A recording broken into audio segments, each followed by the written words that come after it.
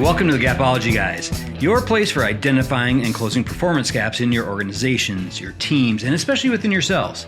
And tonight we have another great topic. We're going to talk about A, B, and C players and why it's important to manage them unequally. So let's go ahead and get things started with Mark Tinas. Hey Mark, how are you doing? Good, Brian. How are you? I'm good. I see you've got your Gap shirt on today. Well, I found the gap finally. Yeah. Most leaders need to do the same exercise. That's right. Yeah. In our book, we talk about looking in the mirror. So I suppose you can look in your mirror and put on your Gap shirt. Yeah. You generally know where the gap is. Yeah, right. Well, welcome everybody. Welcome to another episode of Gapology Guys. And we're excited about today. We've got a topic that is pretty interesting. And it's one that during the workshops that we do is almost always brought up as kind of a key takeaway. We're going to talk about ABC players and managing unequally. So that's sort of our topic today. And it's important that we know our teams and know our players so we know how to manage them. And in Gapology, we talk about managing unequally. And so I thought this would be an interesting topic to dive into and get your perspective on, Mark. Yeah, it's a big deal. So can I jump in? Yeah. Why don't you walk us through what the concept is and what it's all about? So a lot of the leaders that we coach attempt to coach and lead people equally. And they're not equal. They're unequal. And if the leader learns to lead towards the needs of the team individually, they can really make progress. And in the virtual world, where a lot of it's leadership on screens, managing equally becomes even bigger, and it can lead to huge performance gaps. So you need to manage the team unequally. When you think about, we're going to talk in a minute about splitting the team into the A group, the B group, and the C group, as we discussed in Gapology. But when you look at those different groups, they definitely need different things, and the leader needs to understand that.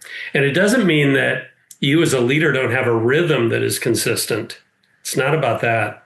It's about when you're leading an individual or leading a team, you likely need to lead significantly unequally. And there'll be different tactics that you'll use based on the needs of the team and or the team that you lead. And basing your leadership on their needs is really key. Yeah, it is interesting when you look at a team and you know, whether you have 1,000 people on your team or you have 10 people on your team, the more you can learn about them and their needs, the better you can provide that level of balance between direction or support, in what they need to be successful. So it's incredibly important to, first of all, I think with intent, build into your leadership rhythm methods to learn about your team. Yeah, that's a big deal. The other thing that we found over the years with the Gapology work we've done is that often the leader needs to go spend time with the top performers to learn, not to direct, to learn and observe what they're doing to fully understand top performance. And often the leader will come away when they do that with things they can share with the whole team. You think about the things you and I rolled out over, a nationwide chain. Many of them were simply learned from the people that were at the top in performance metrics already. We didn't know what they were doing. We had to go observe and learn. So often the leader forgets that they need to slip into the learning mode rather than the teaching coaching mode at times in order to move the entire team forward. Because whatever those things are that are leading the A group, which we'll talk about in a minute, the top performers, to those top performing metrics can often be shared and spread. And the leader may not know them. They may not be doing that role every day. They don't understand those tactics. So anyhow. Yeah. Yeah. It's one of those winning leader traits that we talk about in the book. The very first one that we talk about is eternal curiosity. Eternal. Yeah. Having that, I think, is so incredibly important.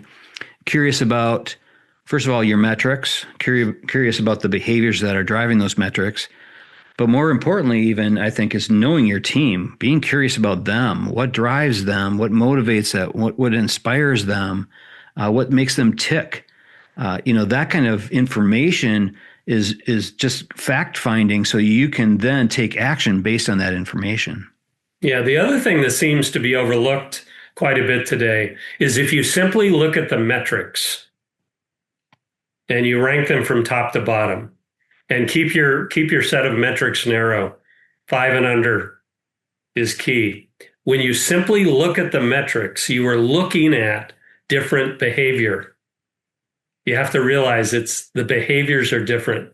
Figure out what the top looks like, what the bottom looks like, and it's golden. Once you've learned the difference between the top and the bottom in metrics, you can move the whole team forward. And we have seen many instances where the bottom performers become top performers when they simply know what the top performers are doing and those tactics. Mm-hmm. It becomes magic. Right. So you can't lead equally. It just doesn't work. It leads to mediocre results. Yeah. Yeah. I think there's sort of a temptation, maybe a misnomer out there that, I'm going to treat all my people equally. I'm going to treat them all the same.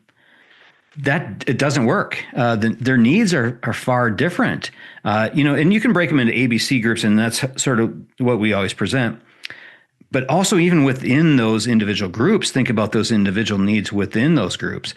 And like I said earlier, the more you can get to know your team members, the better you can actually lead each one individually.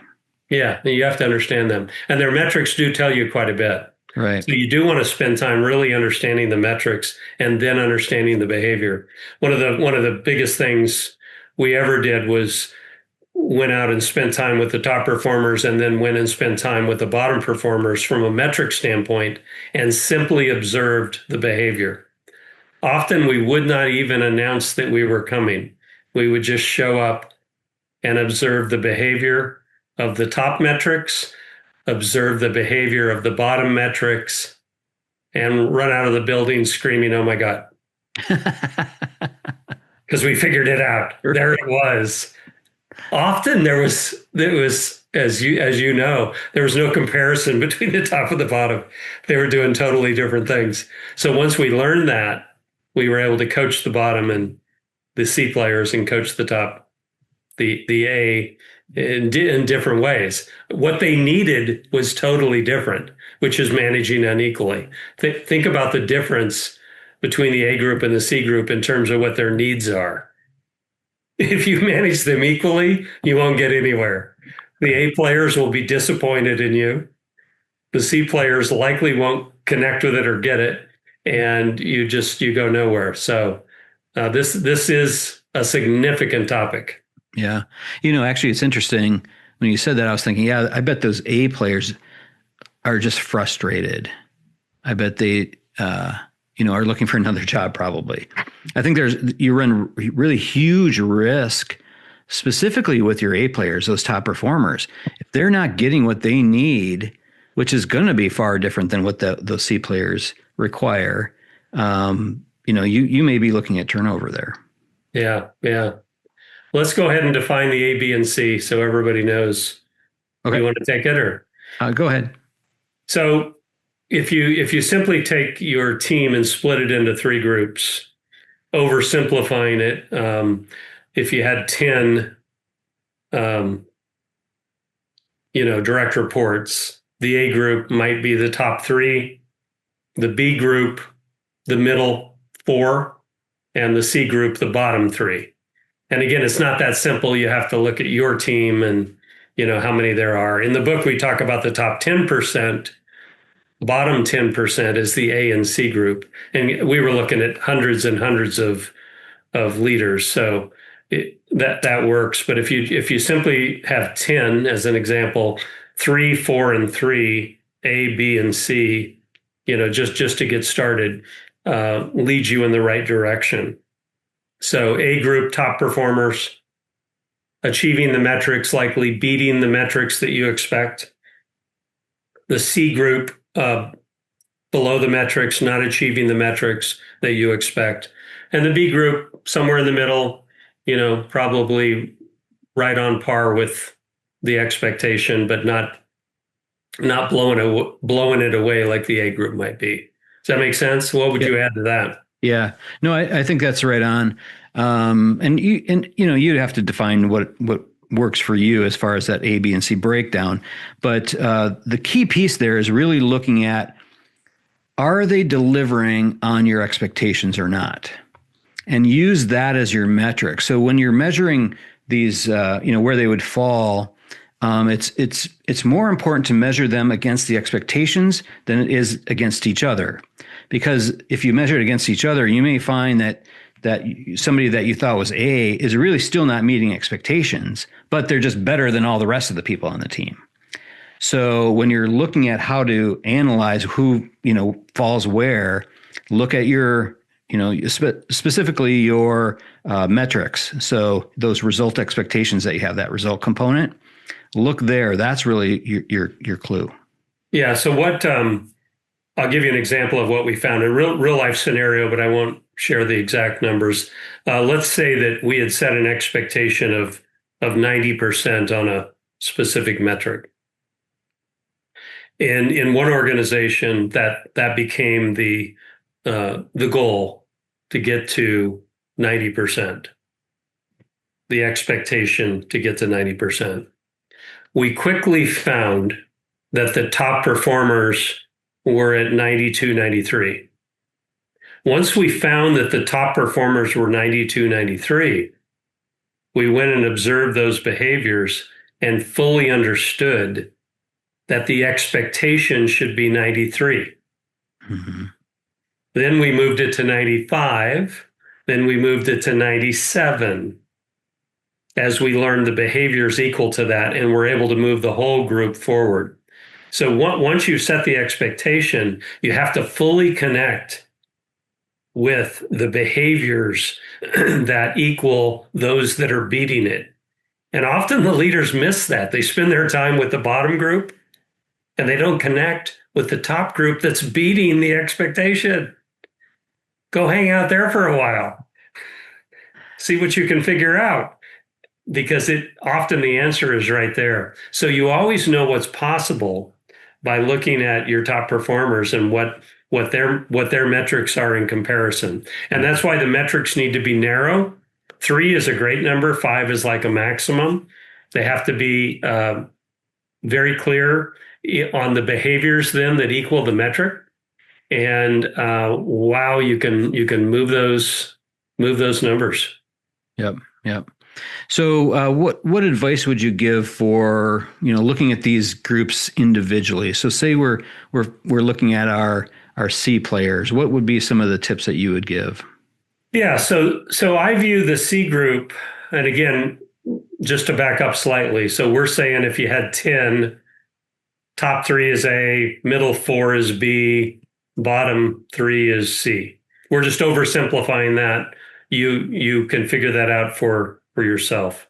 But the bottom 3 are missing the expectation in this scenario. So the first thing you need to understand is that being a C player is temporary. So you as a leader need to come to grips with the fact that it's temporary. You need to help this C group move up to B or A or out. You have to believe that it's temporary. You also have to believe that it's behavioral and that the behaviors are different here. And you need to come to grips with that because you own that as the leader. So the first thing I would go after with the C group is, are the expectations clear? So we expect 95 on this metric of 0 to 100. That's our expectation. That's not optional. Again, an expectation is the expectation. A goal is something you're shooting for. An expectation is something you must deliver. So does the C group know the expectation? Are they clear? Have you been clear, or are you the gap? Are they clear? It's great. Just ask them, what are the expectations? You then have to fully understand as the leader the behaviors that equal that expectation. If there's 3 key behaviors that deliver it, you have to know that, and you have to have shared that with the C group. So again, often observing the behavior of the C group, we found out everything we needed to know. We knew that the C group did not behave like the A group. They didn't appear to work for the same company. Would that be safe to say? Right. But also, it was pretty clear that we as leaders hadn't been clear enough. We were spread across the country, and today in a virtual world, think about it. You may not be able to see the behaviors as clearly. Understand that the metric is screaming out at you the behaviors. It's all right there. So observe the behavior. The other thing that we concluded, we were running a large retail chain. What we figured out in a finance meeting one day was that the C group was wiping out the incredible performance of the A group. It canceled it out. Do you remember that? Yeah. Oh, yeah. So we could never be more than B because we were allowing the C group to cancel the A. So again, who was the gap? We were the gap. So the C group can't exist as it is. And we have to be real clear on that. It's not a negative message, it's a positive message. We're gonna achieve, the expectation. Mm-hmm. Yeah. I would add that just stick with Gapology, with your C group. Make sure that you've closed the knowledge gap. Make sure you've closed the importance gap. And with the importance gap, clarity, like you were describing, that's what's key. And in most situations with organizations we've worked with, that's their big aha, is that they're just not clear. They're not clear on the expectations, and they're not clear on the priorities. Those priorities aren't well defined. So I would really lean into that, and then along with it is really creating that culture of accountability and closing that action gap. So I think there's a lot of different pieces there, but yeah, I agree. My number one tip overall for sure is clarity around your expectations and your priorities. Yeah, the biggest thing I would add there is I would assume initially that the C group is your issue. You as a leader need to ensure, to your point, that the knowledge gap is closed, the importance gap is closed, the action gap is therefore closed, and that you've been incredibly clear on the expectations. So initially go into it as you're the gap and ensure that you've done everything. So writing up performance plans and all that stuff can come after you've done your part to fully close, all of the gaps. Exactly. And then, work with dates and action plans and sharing, again, what the A group is doing with that group. So again, the C group may require some additional training. They certainly require your leadership and teaching, but most importantly, they require your clarity as a leader on the expectations. Yeah. So for every expectation, there should be a key set of behaviors that equal that. That's golden. Once you get that can really move teams forward. Mm-hmm. Yeah. And for those of you who follow us on YouTube, I just did 2 different videos talking about gap meetings. So conducting gap meetings with your bottom performers to learn what they're not doing and helping to course correct and all that kind of thing. And then conducting a gap meeting with your top performers, your A players, to learn what they're doing. So that gives you that information then to coach your C players. So the listeners are clear. We have had a significant number of experiences where the C group became the A group. So what we're describing to you can work. And often, again, the C group is in the C group because we weren't clear. We didn't do everything we could do. And potentially there's C group, leaders that are there that can become A. They're hiding in the C group, but they're actually A Mm-hmm. when we behave properly. Right, right. So what do you think about the B group? What would you do for those players there? Again, they're very steady. They need less of your time than the A and the C. You as the leader need to fully understand the A and the C. They really hold it together. There's some gaps in there, and you can help them, but they often remain the B. We found more C players jump into the A maybe than the B. The B tends to be the B, but we need the B. They're driving the performance overall, and there's a gap between the A and the B. You can determine it with behaviors, but you want to fully support the B group, give them what additional support and training they need. But in general, they're very steady and they're consistent, and you need that B group. Yeah, yeah, they're doing good work, and they tend to be a bigger group. Mm-hmm.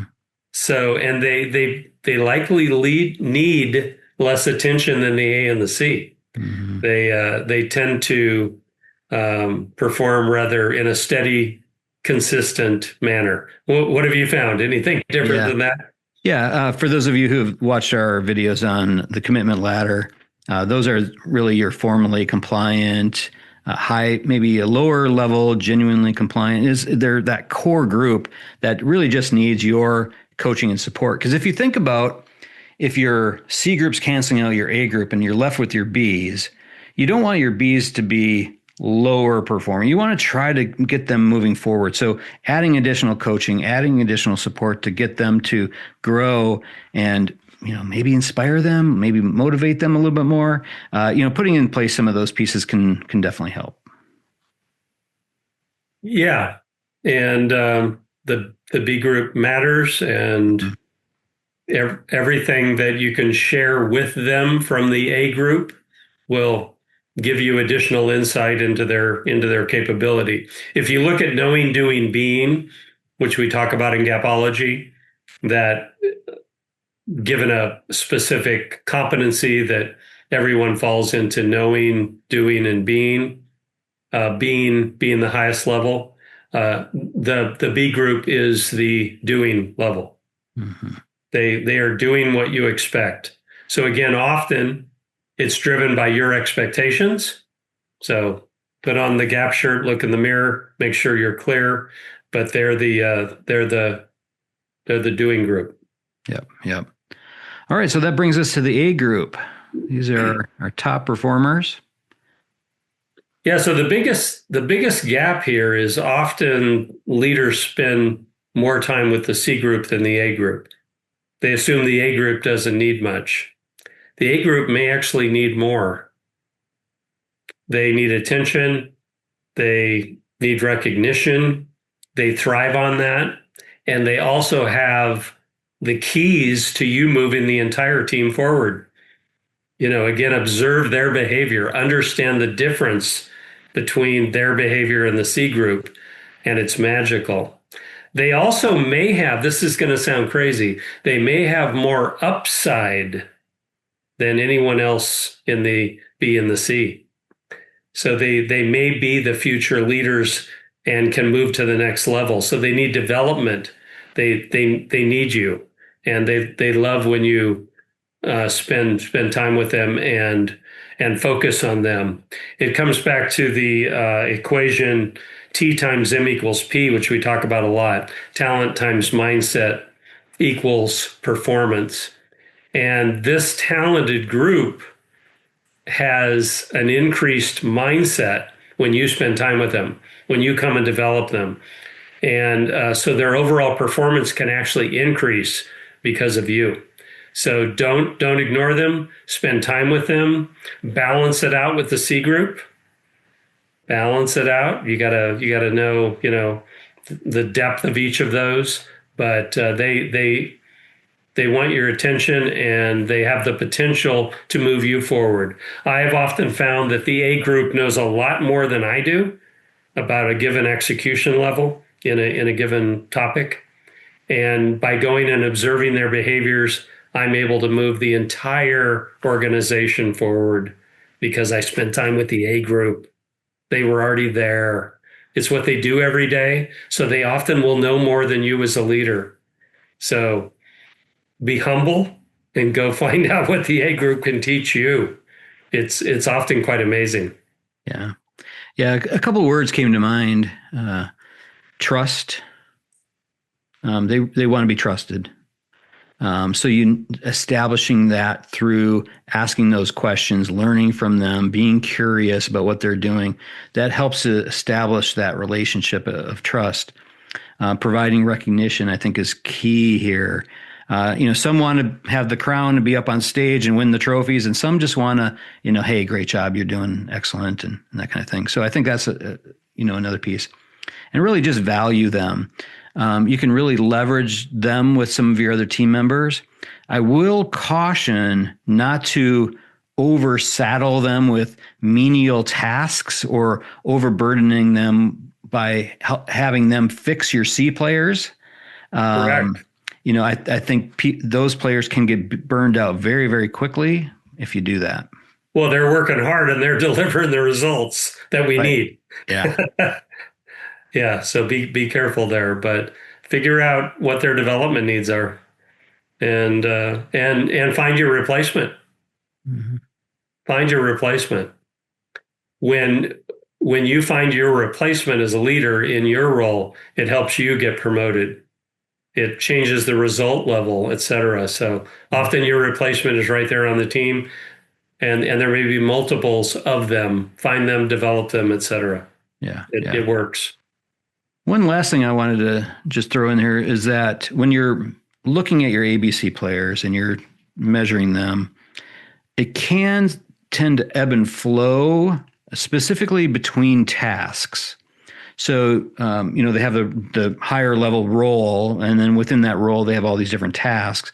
So they could certainly be an A player in one task because they enjoy it and maybe they're really good at it or whatever. And then another task, it might be something that maybe they struggle with, so they're not as committed to it. So in that role, they may not be an A player. So when you're looking at your team, you can look at them as a whole, but I think also taking the opportunity to look at them and measure based on specific tasks that they're being assigned. No, it's a great point. It's a great point. That's part of managing unequally.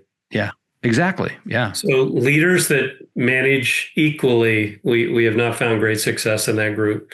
Leaders that manage unequally and understand the differences between the A, B, and the C group and how they need to lead differently and close their own gaps, they rock. Yep.